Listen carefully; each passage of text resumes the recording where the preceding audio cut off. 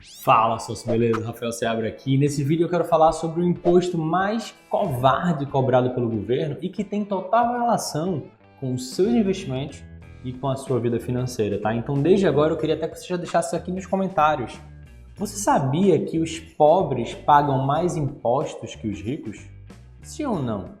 Só precisa responder isso por enquanto. Depois você assiste o vídeo até o final, que eu tenho certeza que vai ficar muito claro para você. Vai ficar claro como água por que isso acontece, e eu até recomendo que ao final do vídeo, se você entender a mensagem, você entender que esse conteúdo é útil, compartilhe ele com outras pessoas, tá? Porque eu garanto a você que esse conteúdo vai ser de utilidade pública. Então vamos lá, primeiro vamos responder logo já essa pergunta. É verdade que pobres pagam mais impostos que os ricos? A resposta deveria ser sim e não, tá? Por que sim e não? Porque se a gente pensa em valores absolutos, a quantidade de valor, de dinheiro paga em impostos, não. Em valores absolutos, os ricos terminam pagando mais do que os pobres. Mas, em termos relativos, sim. Ou seja, proporcionalmente ao valor do seu salário, os pobres terminam pagando muito mais impostos do que os ricos pagam proporcionalmente em relação à sua renda. E no final das contas, isso é que importa. É o quanto de valor relativo a gente termina gastando, quanto de valor relativo da nossa renda termina indo para o pagamento de impostos. E isso daí, no final das contas, termina sobrecarregando muito mais as pessoas pobres. E para você entender isso, primeiro a gente precisa entender como as pessoas mais pobres e de classe média usam a sua renda e como as pessoas ricas usam a sua renda, tá? Então, quando a gente para pensar nas pessoas mais pobres, a maior parte da renda delas vai para consumo. E quando eu falo para consumo, não é consumismo, gastando com roupa, com isso, com aquilo e tal. Não é nem disso que eu estou falando. Eu estou falando da parte do consumo mais básico mesmo, que é alimentação, transporte, moradia. A maior parte da renda dessas pessoas vai para consumo. E qual o problema disso? Vamos parar para pensar, falar especificamente da alimentação, tá? Eu vou usar o exemplo da alimentação ao longo desse vídeo, porque vai ficar mais claro e no final das contas é mais palpável para todo mundo, tá? Quando você vai lá no supermercado ou na feira e faz a compra sei lá, seja de frutas, verduras, mas de qualquer produto dentro do supermercado para você levar para sua casa, para sua necessidade básica, para o seu uso pessoal, existem impostos embutidos naqueles produtos. Então, à medida que você usa praticamente toda a sua renda para você consumir com coisas muitas vezes, na maioria das vezes até necessária, você está pagando muitos impostos através desses produtos, tá? Então, existem esses impostos que são impostos embutidos. Então, o que acontece no final das contas é que a composição do gasto do pobre, das pessoas mais pobres, vai a maior parte para consumo, então eles têm um consumo muito maior, proporcionalmente falando, que os ricos, e a outra parte que eles sofrem também é com a inflação. E por que sofrem com a inflação? Para pensar no seguinte,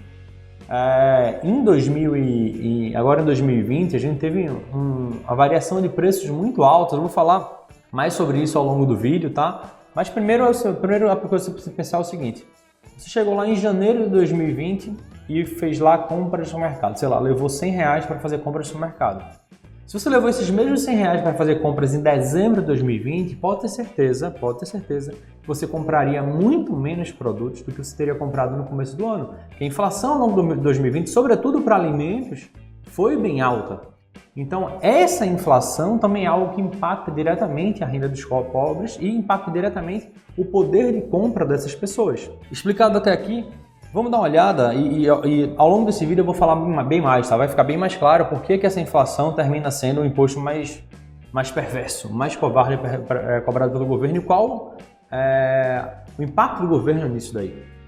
Vamos falar agora um pouquinho sobre a questão dos ricos. E quando eu falo ricos, eu falo das pessoas realmente mais ricas, tá? Não é classe média alta, são aquelas pessoas que são sócias de empresas e vivem de dividendos, que têm um patrimônio financeiro, investem seu dinheiro, então eles vivem de rendimentos, vivem de renda. Então, estou falando especificamente dessas pessoas para vocês entenderem. Essas pessoas, elas têm pouco consumo proporcionalmente ao valor da renda. É óbvio que elas consomem pra caramba, gastam com um par de coisa supérflua, porque elas têm dinheiro de sobra, mas proporcionalmente ao valor da sua renda, essa parte da renda que vai para o consumo é menor. Então, ela paga menos impostos através disso. E a outra parte, o que elas fazem? Elas investem. Essas pessoas investem. Ou mesmo recebem essa renda através de dividendos. E quando você recebe essa renda através de dividendos, é isento do imposto de renda. Não é nada de ilegal, nem nada. Não estou criticando, mas pelo menos no momento que eu gravei esse vídeo, É assim que é. Os dividendos são isentos de imposto de renda. Então, quando você recebe uma parte da sua renda através de dividendos, você não paga imposto. Enquanto as pessoas de classe média que têm um salário de, sei lá, 10 mil, 15 mil reais vão pagar o teto do imposto de renda, que é de 27,5% de imposto de renda. E as pessoas ricas que recebem com dividendos não pagam imposto. E que recebem também através de rendimentos de aplicações financeiras, mesmo de renda fixa, elas vão pagar imposto, mas se deixou o dinheiro investido por mais de 2 anos, vai pagar só 15% de imposto sobre o rendimento que essas aplicações financeiras geram.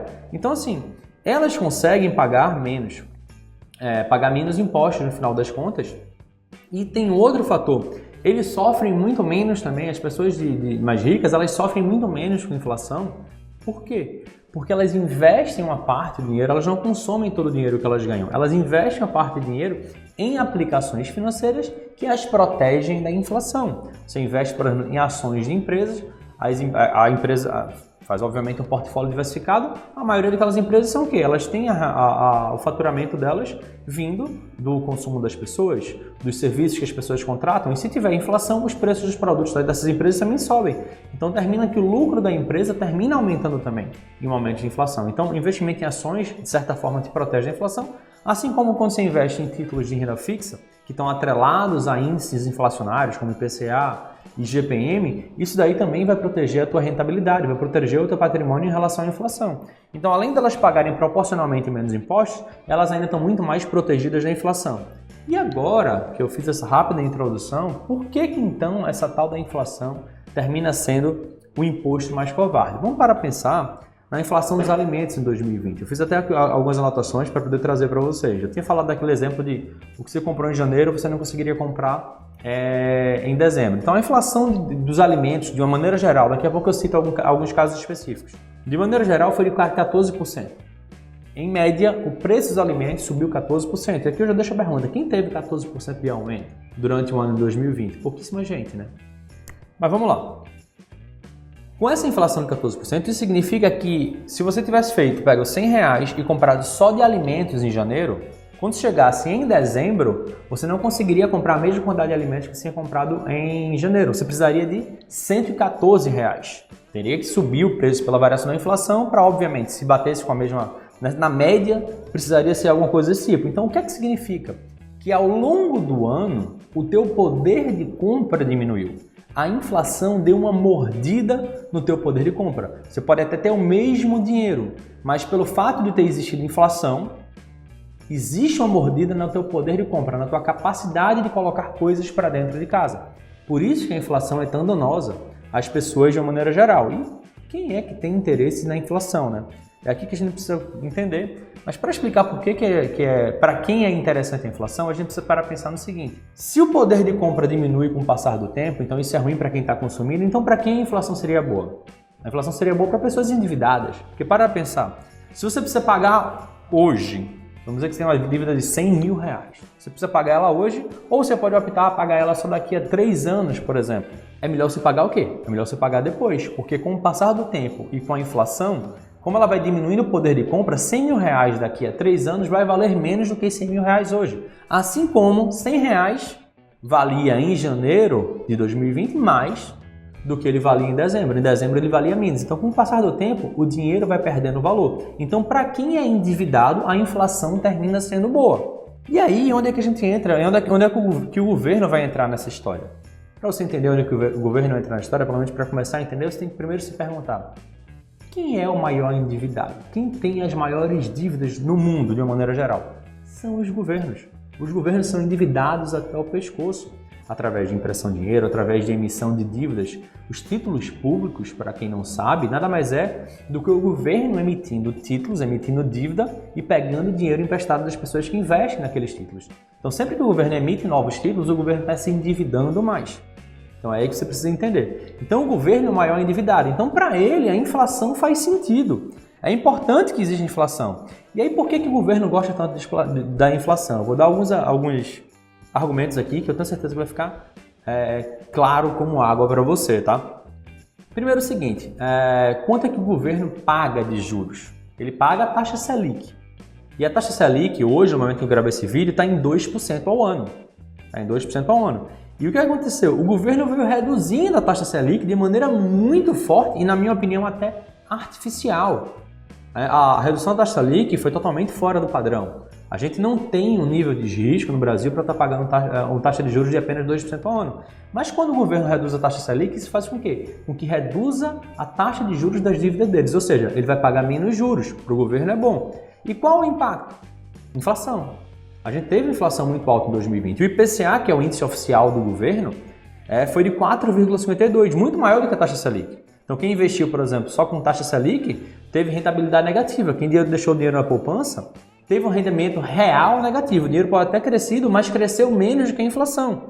Então a inflação subindo termina sendo boa para o governo, porque desvaloriza o poder do dinheiro, vai desvalorizando o valor do dinheiro, né? E que fique bem claro, eu estou falando aqui do IPCA, mas se parar para ver o IGPM, que é aquela inflação que corrige o aluguel, e que no final das contas é que a gente termina sentindo muito mais em nossos bolsos, em 2020, o IGPM foi de mais de 23%. E essa termina sendo a inflação média, que a maioria dos brasileiros sentiu mesmo em seu bolso. O preço dos produtos de tudo subindo mais de 20% na média. Isso é o que aconteceu, tá? Então a inflação lá em cima, juros lá embaixo para o governo pagar menos dívida e, obviamente, barateando o valor do dinheiro com o passar do tempo.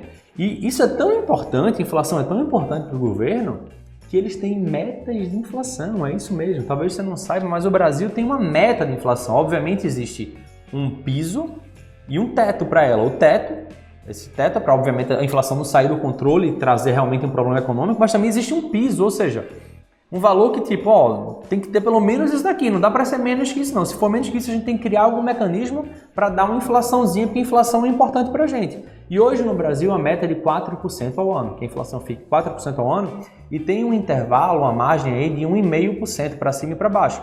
Então, teto da meta da inflação seria 5,5% e o piso seria 2,5%. A inflação no Brasil pode variar entre 2,5% e 5,5% ao ano, tá? Então isso é a criação do imposto inflacionário, o imposto entre aspas, porque não é algo oficial no sentido do governo assumir que tipo, estou ferrando vocês com esse imposto, mas ele existe sim. Eu vou provar para vocês quem é o criador desse imposto até o final desse vídeo, tá? Então esse imposto é um imposto que atinge muito mais as pessoas pobres. E aqui eu vou dar alguns exemplos reais de casos específicos de produtos. Eu tinha falado que a inflação dos alimentos em 2020 foi de 14%. Mas eu peguei alguns produtos aqui, como o arroz, por exemplo, que foi um dos mais falados ao longo de 2020, o arroz subiu 76%, 7,5%. É isso mesmo que você ouviu. Se você pagava R$4 no saco de arroz no começo do ano, no final do ano você já pagava R$7. Foi isso que aconteceu. No caso do óleo de soja, por exemplo, o óleo de soja subiu mais de 100%, mais do que dobrou de valor, subiu 103%. A batata inglesa subiu 67%. É muito alto e para um produto que é consumido pela massa, pela maioria da população. Então, só para dar um exemplo, no exemplo do arroz, que ele passou de R$4, isso o exemplo, não é necessariamente o valor que ele passou no mercado, tá? Mas se ele subiu 70%, é como se ele tivesse subido de R$4 para R$7. Então, se você tivesse R$28, no começo do ano você teria comprado 7 sacos de arroz. No final do ano, com esses mesmos R$28, você só conseguiria comprar 4 pacotes de arroz. Então, o primeiro motivo agora deve ter ficado bem claro para vocês, né? O governo gosta de inflação porque no final das contas a inflação barateia a dívida, deixa a dívida do governo mais barata, tá? Então esse é o primeiro motivo. E qual então seria o segundo motivo para o governo gostar tanto da inflação? Populismo. Populismo, Rafael? Exatamente. Populismo. Por quê? Porque quem é que o governo pinta como grande culpado da inflação? Quem é que os governos e até a população mais ignorante, quando eu falo ignorante, é no sentido de ignorar os conceitos econômicos, tá? De não ter a consciência, o conhecimento sobre a verdade que está por trás dos panos, do que está por trás dos conceitos econômicos que criam a inflação. Quem é que elas culpam? Os empresários gananciosos e inescrupulosos. Infelizmente é isso que acontece, tá? Fala coisa tipo assim, não, em plena pandemia, como é que você sobe 76% do preço do arroz? A gente tem que tabelar isso, temos que pressionar os donos do supermercado, temos que criar algum elemento para poder segurar esse preço, que é um absurdo, eles têm que diminuir suas margens de lucros. Então vem com essa conversinha detonando os empresários, mas na verdade eles não são os maiores culpados. Eu diria até que eles são, se eles têm influência, é uma influência muito pequena. Então vamos tentar agora identificar o culpado contando uma rápida historinha para que fique bem claro para vocês, tá? Então vamos lá. Primeiro o governo vai lá no dono do supermercado, tá? Então chega lá, o governo representado pela figura de quem você queira imaginar, bate no supermercado, pede para falar com o dono, pede não, manda, e chega lá pro dono e faz: dono do supermercado, como é que você sobe o preço do arroz de R$ 4,00 para R$ 7,00 em plena pandemia? Cara, se você não baixar isso, não voltar para R$ 4,00, eu vou tabelar o preço do arroz. E aí o dono do supermercado fala lá para o governo e diz: governo, é o seguinte, o cara que eu compro arroz, o produtor do arroz, ele subiu o valor do saco, do pacote, de R$ 3 para R$ 6,00. Então o que eu fiz foi apenas repassar o preço.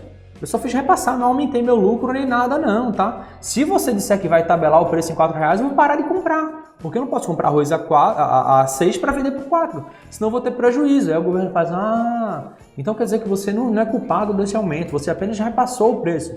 O culpado, então, do aumento é o produtor do arroz que subiu o preço do arroz que você compra? Foi exatamente isso que aconteceu. Aí tá bom.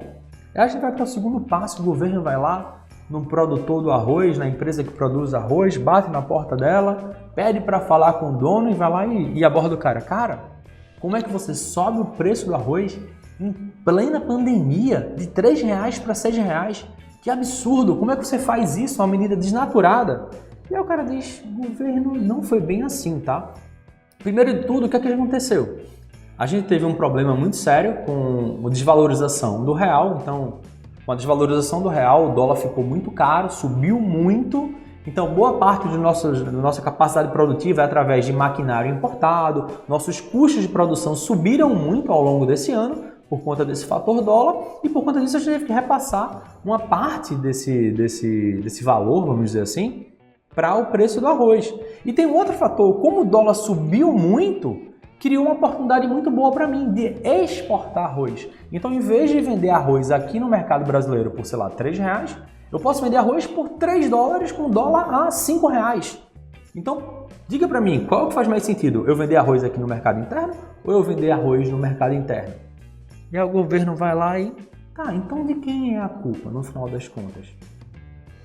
A culpa, que fique bem claro, é de quem criou uma oferta monetária artificial através da impressão de dinheiro para pagar auxílios emergenciais. E quem é que fez isso? O governo. O governo, que não tinha a menor capacidade de pagar o auxílio com dinheiro do próprio bolso, com arrecadação de impostos, ou mesmo com redução de gastos, que era isso que ele devia ter feito, enxugar gastos, não. Simplesmente emitiu mais dívida, imprimiu mais dinheiro, criou uma oferta monetária artificial e fez com que quem aparecesse a tal da inflação. E que fique bem claro, isso daqui não é uma crítica ao auxílio emergencial em si, é uma crítica à origem do recurso para pagamento desses auxílios. Porque se isso aí tivesse sido feito com arrecadação de impostos, beleza. Com redução de gastos, beleza. Agora, com aumento do endividamento, o governo se endividando ainda mais e com impressão de dinheiro, ligando a impressora para poder imprimir dinheiro, isso não faz o menor sentido, tá? Então, quando você cria mais dinheiro, você imprime dinheiro de maneira artificial, o dinheiro perde valor. E quando o dinheiro perde valor, a inflação aparece. Então, no final das contas, o governo é que é o grande culpado da inflação. E é isso que precisa ficar bem claro, porque muitas vezes a conversinha, a falácia, a narrativa que você vê por aí é que não. A culpa está nos empresários ricos e gananciosos e inescrupulosos, mas não é. A culpa da inflação, grande parte da culpa da inflação, é o governo. Então eu espero que vocês tenham entendido por que os pobres pagam proporcionalmente mais impostos do que os ricos e por que os pobres sofrem muito mais com a inflação do que os ricos e principalmente quem é o principal culpado por essa tal da inflação que tanto se fala por aí. E aí você pode estar falando: Rafael, mas então qual a solução?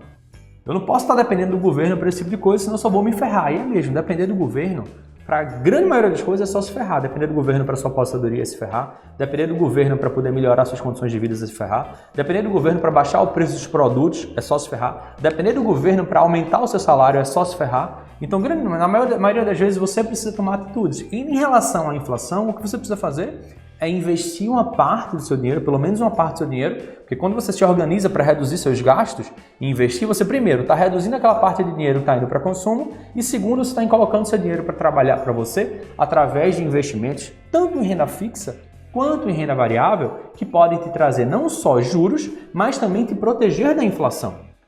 Então essa é a medida mais inteligente que você poderia tomar, tá? Inclusive, como uma dica rápida para você, eu tenho até um workshop gratuito sobre Bolsa de Valores, caso você queira aprender a investir na Bolsa de Valores. O link está aparecendo aqui para vocês agora, sociedademilionaria.com/workshop, também está aqui na descrição do vídeo e no primeiro comentário, tá? Mas essa é a grande solução. E eu espero então que com esse vídeo, como eu tinha falado para você lá no começo, um vídeo um pouco mais longo, mas de total utilidade pública, tenha ficado claro para vocês de uma vez por todas por que os pobres pagam mais impostos e por que os pobres sofrem mais com a inflação e, no final das contas, por que o governo é o principal culpado disso. A única coisa que os ricos fazem, e obviamente estou falando na maioria, tá? Não estou falando de todos, mas o que eles fazem é utilizar todos os meios legais e lícitos que estão disponíveis para pagar menos impostos.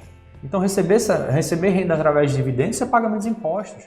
Você investir para receber a sua renda através de seus investimentos, você paga menos impostos, sim. Ah, não, mas tem os caras que são de má índole, tem mau caráter, tem gente que rouba também.